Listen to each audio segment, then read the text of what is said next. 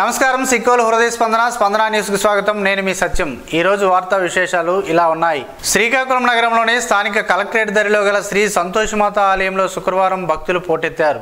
శుక్రవారం సందర్భంగా అమ్మవారిని దర్శించుకునేందుకు దూరభారాల నుంచి మహిళా భక్తులు పెద్ద ఎత్తున తరలిరావడంతో అమ్మవారి ఆలయం భక్తులతో కలకలలాడింది. ఆలయ ప్రాంగణమంతా అమ్మవారి నామస్మరణతో మారుమ్రోగింది.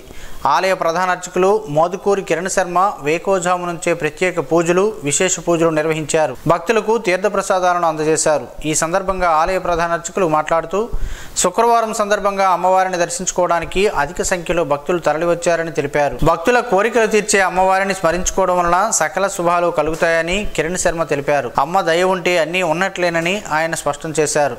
వాయుగుండం ప్రభావంతో రానున్న 2 రోజుల పాటు జిల్లా వ్యాప్తంగా వర్షాలు కురుస్తాయనే అంచనాల నేపథ్యంలో యంత్రాంగం మొత్తం అప్రమత్తంగా ఉండాలని జిల్లా కలెక్టర్ స్వప్నిల్ దినకర్ పుణ్కర్ సూచించారు. ప్రతి మండల కేంద్రంలో ప్రత్యేకంగా కంట్రోల్ రూమ్ ఏర్పాటు చేస్తున్నట్లు తెలిపారు. శుక్రవారం ఆయన ఒక ప్రకటన విడుదల చేస్తూ collectorate control room phone number 08942240557 ఏర్పాటు చేసినట్లు, అలాగే డివిజన్ మండల కేంద్రాల్లో కంట్రోల్ రూములు సిద్ధం చేసినట్లు వివరించారు. రైతులు ధాన్యాన్ని జాగ్రత్త పరచుకోవాలని, ఏవైనా ఇబ్బందులు ఎదురైతే కంట్రోల్ రూమ్ను లేదా సమీపంలోని ధాన్యం కొనుగోలు కేంద్రాలను సంప్రదించాలని కోరారు. సొండి కులస్తులకు ప్రత్యేక కార్పొరేషన్ ఏర్పాటు చేయాలని కోరుతూ ప్రభుత్వ విప్ ఇచ్చాపురం శాసనసభ్యులు బెందాలం అశోక్ని తన క్యాంపు కార్యాలయంలో శుక్రవారం రాష్ట్ర సొండి కుల అధ్యక్షులు రత్నాల కాశీ విశ్వనాథ చౌదరి మర్యాదపూర్వకంగా కలిసి విజ్ఞాపన పత్రాన్ని అందజేశారు. రాష్ట్ర వ్యాప్తంగా 1,00,000 జనాభా కలిగి ఉన్నప్పటికీ గత ప్రభుత్వం 15,000 కూడా జనాభా లేని అయ్యారక కుల కార్పొరేషన్లో చేర్చి ఒక డైరెక్టర్ పదవి నుంచి అన్యాయం చేసిందని అన్నారు. కాపు సారాయి తయారు చేసి అమ్ముకునే తమ కులం నిషేధం వలన కుల వృత్తి కోల్పోయి రోడ్డున పడ్డామని అన్నారు. దీనిపై సానుకూలంగా స్పందించిన ప్రభుత్వ విప్ అశోక్ ప్రభుత్వ దృష్టికి సమస్య తీవ్రతను తీసుకువెళ్తానని హామీ ఇచ్చారు. నరసన్నపేటలోనే త్రిషా హోండా అంటే స్థానికుల్లో మంచి గుర్తింపు ఉందని, ఈ గుర్తింపు పేరును ఇలాగే కొనసాగాలంటే కస్టమర్లకు మంచి సేవలు మరింతగా అందించాలని హోండా కంపెనీ రాష్ట్ర ఇన్ఛార్జ్ శరత్ ఉండ్రే తెలిపారు. నరసన్నపేటలో అధునాతన సాంకేతికను జోడిస్తూ కస్టమర్లకు మెరుగైన సేవలు అందించేందుకు గాను త్రిషా హోండా షోరూమ్ను, సేల్స్ సర్వీస్ సెంటర్లను ఈరోజు హోండా కంపెనీ రాష్ట్ర in charge Sharath Undre, area manager Manjunath Patil, స్థానిక త్రిషా హోండా ఎండి డిఎన్ రావుతో కలిసి రిబ్బన్ కట్ చేసి జ్యోతి ప్రజ్వలనతో లాంఛనంగా ప్రారంభించారు. ఈ సందర్భంగా ఏర్పాటు చేసిన సమావేశంలో కస్టమర్లను ఉద్దేశించి రాష్ట్ర బాధ్యులు శరత్ ఉండ్రే మాట్లాడుతూ నరసన్నపేటలో త్రిషా హోండా నెంబర్ 1 స్థానంలో నిలవడానికి కస్టమర్లకు అనుగుణంగా సేవలు అందించడంతో పాటు వారు కోరుకున్న ఫీచర్స్ను అందివ్వడమేనని అన్నారు. నిన్నటి వేళ బెంగళూరులో యాక్టివా అనే ఎలక్ట్రికల్ ద్విచక్ర వాహనాన్ని లాంచ్ చేయడం జరిగిందని, త్వరలో 2-3 నెలల్లో ఇక్కడ అందుబాటులో ఉంచుతామని అన్నారు.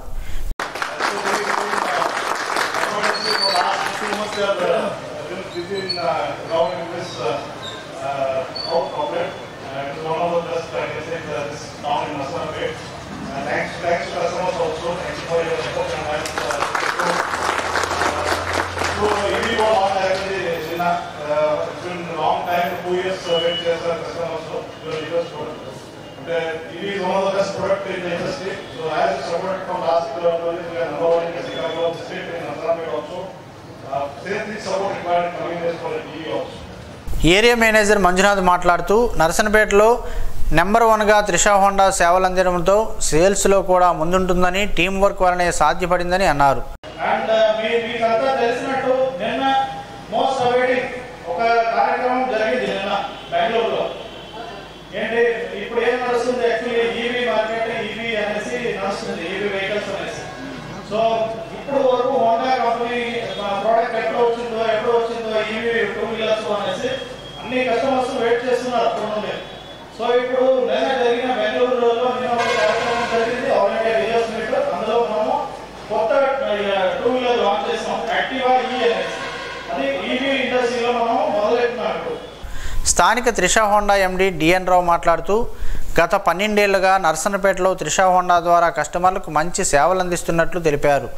మెరుగైన సేవలు అందించేందుకు గాను అధునాతన టెక్నాలజీతో నూతనంగా సేవలు అందించేందుకు షోరూంలో సర్వీస్, సేల్స్, స్పేర్స్ విభాగాలను ప్రారంభించుకుంటున్నట్లు తెలిపారు. త్రిషా హోండా ఇక్కడ శ్రీకాకుళం జిల్లాలో 2011 సంవత్సరం నుంచి ఉన్నది. వేళకి మనం ఇంచుమించు 14 సంవత్సరాలు కంప్లీట్ చేసుకున్నాం. మనకి హైవే పొడుగున అంటే నరసన్నపేట, టెక్కలి, పలాస, సోంపేట, ఇచ్చాపురం మరియు రణస్థలంలో బ్రాంచ్లు ఉన్నాయి. ఇప్పుడు ఇక్కడ ఏదైతే మనం లొకేషన్ నర్సన్పేటలో ఉన్నామో ఇది శ్రీషా హోండా వారి సిఐ నామ్స్ కొత్తగా మారినాయి. దాని కనుగొనంగా మొత్తం మార్పులు చేర్పులు చేసి కస్టమర్కి మరింత సదుపాయంగా, మరింత ఈజీ యాక్సెస్ తోటి కూర్చోవడానికి కానీ, ఒకవేళ వెహికల్స్ డెలివరీకి కానీ, అన్నిటికీ కానీ ఎంతో సదుపాయంగా ఉండేలాగా ఈ లొకేషన్స్ ప్లాన్ చేయడం జరిగింది. ఏదైతే లొకేషన్ మనం ఉన్నామో నర్సన్పేట మెయిన్ రోడ్, ఇది సర్వీస్ సెంటర్, సేల్స్ కూడా మెయిన్ రోడ్ మీద ఉంది. ఈ కార్యక్రమంలో మేనేజర్ హరిబాబు, సిబ్బంది, కస్టమర్లు తదితరులు పాల్గొన్నారు. ప్రత్యక్ష దైవం ఆరోగ్య ప్రదాత శ్రీ సూర్యనారాయణ స్వామి వారి అనివెట్టి మండపంలో ఆలయ ప్రధాన అర్చకులు ఇప్పిలి శంకర శర్మ ఆధ్వర్యంలో శుక్రవారం శివ పంచాయతీన సహిత మహాలింగార్చన జరిగింది. ఆలయ వేద పండితులు, అర్చకులు మహాశివరాత్రి మహాపర్వ శివ పంచాయతీన సహిత మహాలింగార్చనను శాస్త్రోక్తంగా నిర్వహించారు. స్వామివారికి అర్చకులు భక్తి శ్రద్ధలతో అభిషేకం నిర్వహించి పూజలు చేశారు. అనంతరం భక్తులకు తీర్థప్రసాదాలను అందజేశారు. ఈ పూజా కార్యక్రమంలో ఆలయ ఈవో ఎర్రంశెట్టి భద్రాజీ, సిబ్బంది పాల్గొన్నారు. ప్రజల ఆకాంక్షలకు అనుగుణంగా పాలించే ప్రభుత్వం కూటమి ప్రభుత్వమని, మనసున్న నాయకుడు చంద్రబాబు అని శ్రీకాకుళం నగర తెలుగుదేశం పార్టీ అధ్యక్షులు మాదారపు వెంకటేష్ తెలిపారు. శుక్రవారం ఆయన ఒక ప్రకటన విడుదల చేశారు. డిసెంబర్ 1 ఆదివారం అయినందున ఒకరోజు ముందుగానే నవంబర్ 30న ఉదయం 5 గంటల నుండి ఎన్టీఆర్ భరోసా పెన్షన్ లబ్ధిదారులకు పెన్షన్ పంపిణీ చేయనున్నట్లు తెలిపారు. ఈ విషయాన్ని లబ్ధిదారులు గమనించాలని వెంకటేష్ సూచించారు. కూటమి ప్రభుత్వం అధికారంలోకి వచ్చినప్పటి నుండి ప్రతి నెల 1వ తారీఖున ఉదయం 5 గంటల నుండే ఎన్టీఆర్ భరోసా పెన్షన్ లబ్ధిదారులు ఇంటి వద్దకే అధికారులు, సచివాలయ సిబ్బంది, కూటమి నాయకులతో అందించే ఏర్పాట్లు చేస్తున్నట్లు తెలిపారు. చంద్రబాబు నాయుడు ఎన్నికల హామీలో భాగంగా ఇచ్చిన ప్రతి మాటను ప్రాధాన్యత క్రమంలో అమలు చేస్తారని తెలిపారు. కుశేలపురం, తోటపాలెం పంచాయతీలను శ్రీకాకుళం కార్పొరేషన్లో విలీనం చేయవద్దని, పంచాయతీలుగానే ఉంచాలని బీజేపీ నాయకులు పైడి సాంబమూర్తి ప్రజాప్రతినిధులను అధికారులను కోరారు. ఈ మేరకు ఆయన ఓ ప్రకటన విడుదల చేశారు. కుశేలపురం, తోటపాలెం గ్రామాలకు సంబంధించి గత 10 ఏళ్లుగా అభివృద్ధి అనేది కుంటుపడిందని అన్నారు. ఆయా గ్రామాల్లో ఏ అభివృద్ధి కార్యక్రమాలు జరగడం లేదని స్థానిక ప్రజలు ఆవేదన వ్యక్తం చేస్తున్నారని పేర్కొన్నారు. ఇదే విషయాన్ని Etcherla MLA N Eswararao, Srikakulam MLA Gundu Shankarrao, municipal corporation commissioner PVVD ప్రసాదరావులకు విన్నవిస్తూ వినతిపత్రాలను అందజేసినట్లు తెలిపారు. గత 4 ఏళ్లుగా ఉపాధి పనులు లేక పేద, మధ్యతరగతి వారు చాలా ఇబ్బంది పడుతున్నారని, ఇంటి పన్నులు కూడా కట్టలేని వివరించారు. కార్పొరేషన్లో తమ గ్రామాలు విలీనం విషయంలో ప్రభుత్వం పునరాలోచన చేయాలని పైడి సాంబమూర్తి విజ్ఞప్తి చేశారు. టెక్కల నియోజకవర్గం సంతబొమ్మాలి మండలంలో పులి సంచారం సమాచారంపై మంత్రి అచ్చెన్నాయుడు ఆరా తీస్తూ అవసరమైన చర్యలు చేపట్టాలని సంబంధిత అధికారులకు ఆదేశించారు. పులి దాడిలో ఒక ఆవు మృతి చెందిందని అధికారులు తెలియజేయడంతో స్పందించిన మంత్రి అచ్చెన్నాయుడు అటవీ శాఖ అధికారులతో మాట్లాడి అధికారులను, స్థానికులను అప్రమత్తం చేశారు. పెద్ద పులి ఆనవాళ్లను గుర్తించామని, ఒరిస్సా నుంచి పులి టెక్కల వైపు వచ్చి ఉంటుందని అధికారులు తెలిపినట్లు మంత్రి వివరించారు. ప్రజలు నిర్మానుష్య ప్రదేశాలకు వెళ్లకుండా అవగాహన కల్పించాలని అధికారులకు ఆదేశాలు జారీ చేశారు. మంత్రి ఆదేశాలతో గ్రామాల్లో చాటింపు వేయించి కరపత్రాలను అధికారులు పంపిణీ చేస్తున్నారు. రాత్రి గస్తీ విధులు పకడ్బందీగా నిర్వర్తించి అనుమానం ఉన్న ప్రతి వాహనాన్ని, వ్యక్తిని క్షుణ్ణంగా పరిశీలించి నేర నియంత్రణకు చర్యలు చేపట్టాలని బీట్ సిబ్బందిని జిల్లా ఎస్పీ కేవి మహేశ్వర్ రెడ్డి ఆదేశించారు. గురువారం అర్ధరాత్రి శ్రీకాకుళం 2 టౌన్ పరిధిలో RIMS hospital police out post, Palkonda road, Krishna park వద్ద రాత్రి గస్తీ విధులు నిర్వహిస్తున్న గస్తీ నిర్వహణను జిల్లా ఎస్పీ ఆకస్మికంగా తనిఖీ చేసి నైట్ బీట్ నిర్వహణపై ఆరా తీశారు. ఈ సందర్భంగా ఎస్పీ రాత్రి గస్తీ విధుల్లో భాగంగా పోలీస్ సిబ్బంది నేర నియంత్రణకు నిరంతరం వాహన తనిఖీలు చేస్తూ అనుమానిత వ్యక్తులను ప్రశ్నిస్తూ ఉండాలని అన్నారు. ఏటీఎంలు, బ్యాంకులను తరువుగా తనిఖీ చేస్తూ సెక్యూరిటీ గార్డ్ని అప్రమత్తం చేస్తూ ఉండాలని, చట్ట వ్యతిరేక కార్యకలాపాలు చేసేవారు ఎక్కువగా లాడ్జీల్లో ఉండే అవకాశం ఉన్నందున తనిఖీ చేయాలని, బస్టాండ్ల వద్ద అపరిచిత వ్యక్తులు వివరాలు ఎప్పటికప్పుడు నమోదు చేస్తూ అప్రమత్తంగా ఉండాలని అన్నారు. పాత నేరస్తుల కదలికలపై నిఘా ఉంచి పాయింట్ బుక్లను క్షుణ్ణంగా తనిఖీ చేయాలని, గస్తీ తిరిగి నేర నియంత్రణ చర్యలు చేపట్టాలని సిబ్బందికి తగు సూచనలు ఇచ్చారు. ఉత్తరాంధ్ర జిల్లా అభివృద్ధిలో కీలక పాత్ర పోషించే రహదారులకు మహర్దశ కల్పించాలని కేంద్ర పౌర విమానయాన శాఖ మంత్రి కింజరాపు రామ్మోహన్ నాయుడు కోరారు. కేంద్ర రోడ్డు రవాణా శాఖ మంత్రి నితిన్ గడ్కరీని ఢిల్లీలో కలుసుకుని వినతిపత్రం అందజేసి వాటి ప్రాధాన్యతపై చర్చించారు. జిల్లా మీదుగా విస్తరించి ఉన్న జాతీయ రహదారి 16ను నరసనపేట, ఇచ్చాపురం మధ్య 6 లైన్లకు విస్తరించాలని ప్రాధాన్యతను వివరించారు. భోగాపురం ఎయిర్పోర్టు నుంచి విశాఖపట్నం మధ్య రహదారికి అనుబంధంగా అప్రోచ్ రోడ్డు నిర్మించాలని అన్నారు. దీని కారణంగా విశాఖ ఎయిర్పోర్టుకు సైతం సులభంగా చేరుకోవచ్చని తెలిపారు. తద్వారా రాష్ట్ర పురోగతిలో భాగమయ్యే అవకాశం కల్పించాలని అన్నారు. కళింగపట్నం, శ్రీకాకుళం, పార్వతీపురం మధ్య ఉన్న సిఎస్పి రోడ్డును జాతీయ రహదారిగా అప్గ్రేడ్ చేయాలని కేంద్ర మంత్రి రామ్మోహన్ నాయుడు విన్నవించారు. దీని ద్వారా ఒడిశాలోని రాయగఢ, ఛత్తీస్గఢ్ రాజధాని రాయ్పూర్తో అనుసంధానం పెరుగుతుందని పేర్కొన్నారు. రోడ్ల విస్తరణతో ఉత్తరాంధ్ర జిల్లాల సమగ్ర అభివృద్ధికి సహకారం అందించాలని కోరారు. దీనిపై నితిన్ గడ్కరీ సానుకూలంగా స్పందించినట్లు రామ్మోహన్ నాయుడు కార్యాలయం వెల్లడించింది. ప్రభుత్వ సర్వజన ఆసుపత్రి అభివృద్ధికి పూర్తి స్థాయిలో చర్యలు తీసుకుంటున్నామని, రోగులకు అందుతున్న సేవలను మరింత మెరుగుపరుస్తామని ఎమ్మెల్యే గొండు శంకర్ తెలిపారు. స్థానిక ప్రభుత్వ సర్వజన ఆసుపత్రిలో రిమ్స్ అధికారులతో సమీక్షా సమావేశాన్ని ఎమ్మెల్యే శంకర్ శుక్రవారం నిర్వహించారు. రోగులకు అందుతున్న సేవలను మరింత మెరుగుపరుస్తామని, అదనపు సౌకర్యాలు కల్పిస్తామని ప్రకటించారు. ఆసుపత్రిలో సిబ్బంది కొరత ఉందని ఎమ్మెల్యే దృష్టికి తీసుకురాగా త్వరలోనే మంత్రి అచ్చెన్నాయుడుతో చర్చించి సమస్యను పరిష్కరిస్తామని అన్నారు. సిటీ స్కాన్, ఎక్స్రే నిమిషంలో తరచూ మొరాయిస్తాయని ఎమ్మెల్యేకు సిబ్బంది తెలపడంతో వాటిని పరిశీలించి తనకు వివరాలు అందజేస్తే కొత్త పరికరాల ఏర్పాటుకు చర్యలు చేపడతామని అన్నారు. త్వరలోనే ఆసుపత్రిలో మంత్రితో కలిసి సమీక్షా సమావేశం నిర్వహించి ఆసుపత్రిలో కావలసిన మౌలిక సదుపాయాల కల్పనకు పూర్తి స్థాయిలో సహకరిస్తానని తెలిపారు. ఈ కార్యక్రమంలో రిమ్స్ ఆసుపత్రి అధికారులు, సిబ్బంది, టీడీపీ నాయకులు, కార్యకర్తలు అధిక సంఖ్యలో పాల్గొన్నారు. రాష్ట్ర నైపుణ్యాభివృద్ధి సంస్థ ఆధ్వర్యంలో నిరుద్యోగ యువతకు ఉద్యోగ కల్పనలో భాగంగా ఆమ్దాల వలస ప్రభుత్వ పాలిటెక్నిక్ కళాశాల ఆవరణలో మెగా జాబ్ మేళాను ఎమ్మెల్యే కూన రవికుమార్ అధ్యక్షతన శుక్రవారం నిర్వహించారు. 5 ప్రైవేటు సంస్థల ప్రతినిధులు ఈ జాబ్ మేళాకు హాజరై ఇంటర్వ్యూలు నిర్వహించగా 113 మంది విద్యార్థులు హాజరయ్యారు. వీరిలో అత్యుత్తమ ప్రతిభ కనబరిచిన 32 మందిని వివిధ కంపెనీల్లో ఉద్యోగాలకు ఎంపిక చేశారు. ముఖ్య అతిథిగా విచ్చేసిన శాసనసభ్యులు కూన రవికుమార్ మాట్లాడుతూ యువత ఈ ఉద్యోగ మేళాలను సద్వినియోగం పరచుకోవాలని సూచించారు. యువతలో నైపుణ్యాలను పెంపొందించేందుకు, ఉపాధి కల్పించేందుకు నియోజకవర్గంలో ఒక ప్రభుత్వ ఐటీఐ, ప్రభుత్వ ఇంజనీరింగ్ కళాశాల కూడా త్వరలో ఏర్పాటు చేస్తామని తెలిపారు. జిల్లాలో రాబోతున్న మూలపేట పోర్టుకు సంబంధించి, అలాగే భోగాపురం ఎయిర్పోర్టుకు సంబంధించి అవసరమయ్యే మానవ వనరులకు సంబంధించిన శిక్షణలు అందించాలని జిల్లా నైపుణ్యాభివృద్ధి సంస్థ ప్రతినిధులకు కోరారు.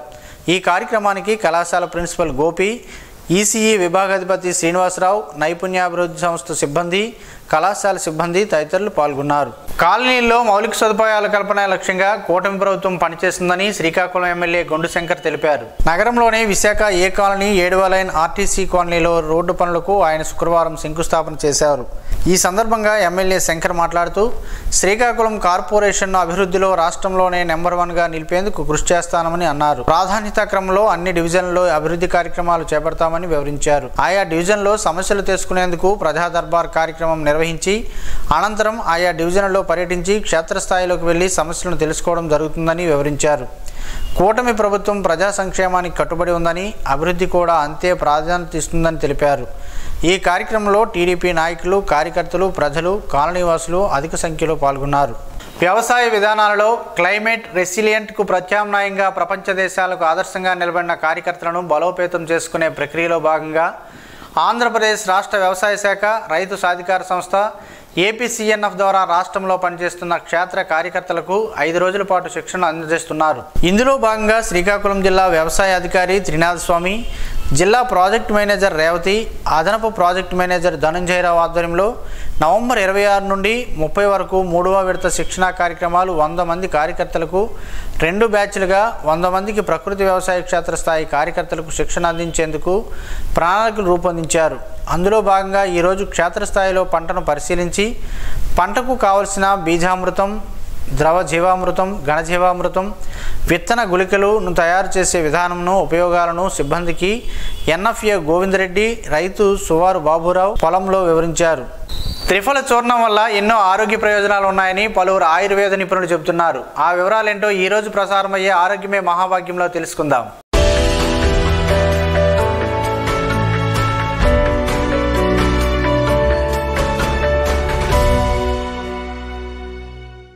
ఉసిరికాయ, తానికాయ, కరక్కాయలతో త్రిఫల చూర్ణం తయారు చేస్తారు.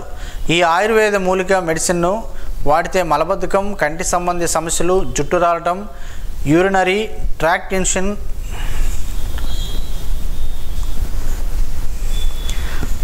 ఇన్ఫెక్షన్, రక్తపోటు, మధుమేహం వంటి అనేక ఆరోగ్య సమస్యలు నయమవుతాయి. ట్రాక్ట్ ఇన్ఫెక్షన్, రక్తపోటు, మధుమేహం వంటి అనేక ఆరోగ్య సమస్యలు నయమవుతాయి. కడుపులో నులిపురుగులు కూడా త్రిఫల చూర్ణం పోగొడుతుంది. అత్యంత సమర్థవంతంగా పనిచేసే త్రిఫల చూర్ణాన్ని లేదా త్రిఫల మాత్రలను వాడటం ద్వారా ఎలాంటి సైడ్ ఎఫెక్ట్స్ రావని చాలామంది నమ్ముతుంటారు. కానీ మోతాదుకు మించి త్రిఫల చూర్ణం తీసుకుంటే దుష్ప్రభావాలు తలెత్తుతాయి. త్రిఫల చూర్ణాన్ని శతాబ్దాలుగా ఆయుర్వేద మూలిక ఔషధంగా ఉపయోగిస్తున్నారు. ఆయుర్వేదం ప్రకారం త్రిఫల తీసుకోవడం వల్ల కొలెస్ట్రాల్, మధుమేహం, రక్తపోటు వంటి సమస్యలు నయమవుతాయి. ఈ చూర్ణం వల్ల బోల్డన్ని ఆరోగ్య ప్రయోజనాలు చేకూరుతాయి. అయితే దీనిని అధిక మోతాదులో తీసుకుంటే సైడ్ ఎఫెక్ట్స్ వచ్చే ప్రమాదం ఎక్కువ. త్రిఫల చూర్ణంలో యాంటీ డయాబెటిక్ లక్షణాలు సమృద్ధిగా ఉంటాయి. అందుకే ఈ చూర్ణం మధుమేహం రాకుండా సమర్థవంతంగా పోరాడుతుంది. అయితే మధుమేహం మందులు వాడుతున్న వ్యక్తులు త్రిఫలాన్ని అధికంగా తీసుకుంటే వారి రక్తంలోని చక్కెర స్థాయిలు ప్రమాదకర స్థాయిలో పడిపోతాయి. ఎందుకంటే మధుమేహం మందులతో కలిపి త్రిఫల తీసుకోవడం ద్వారా హైపోగ్లైసీమియా వస్తుంది. అంటే రక్త ప్రవాహంలో గ్లూకోజ్ లోపం ఏర్పడుతుంది. అందువల్ల మధుమేహ రోగులు త్రిఫలం తీసుకునే ముందు వైద్యులను సంప్రదించాలి. ఇందులో ఉండే సార్పిటాల్, మెంథాల్ అనేవి రక్తంలోని చక్కెర స్థాయిలను తగ్గించడంలో కీలక పాత్ర పోషిస్తాయి. గర్భవతులు దీనిని వాడే ముందు డాక్టర్ని సంప్రదించడం మంచిది. ఆయుర్వేదంలో ఉసిరికాయ, తానికాయ, కరక్కాయలను ఎన్నో ఔషధ గుణాలున్న రసాయనాలుగా పేర్కొంటారు. ఈ రసాయనాల వయసు పెరుగుతున్న కొద్దీ వచ్చే మలబద్ధకం, మతిమరుపు వంటి సమస్యలను దరిచేరనివ్వవు. అయితే ఈ 3 ఫలాలతో తయారు చేసిన త్రిఫలం వాడే ముందు దాన్ని ఎంత మోతాదులో తీసుకోవాలో తెలుసుకోవడం ముఖ్యం. ఒక వ్యక్తి ఒక రోజులో 500 మిల్లీగ్రాముల నుంచి 1 గ్రాము కంటే ఎక్కువగా త్రిఫల చూర్ణాన్ని తీసుకోకూడదని ఆయుర్వేద నిపుణులు చెబుతుంటారు. త్రిఫలం వాడేవారు ఈ విషయాన్ని తప్పక గుర్తుంచుకోవాలి.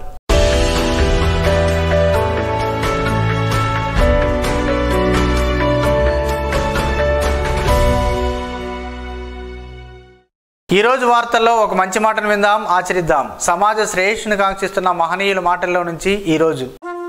జీవనం గమనం గమ్యం. ఋషి చింతన. ఆలోచనల ఇనుప పంజరంలో బంగారు జీవితం కోసం చూడవద్దు. హృదయ విశ్వాసంతో సత్యవంతమైన జీవితాన్ని అన్వేషించు.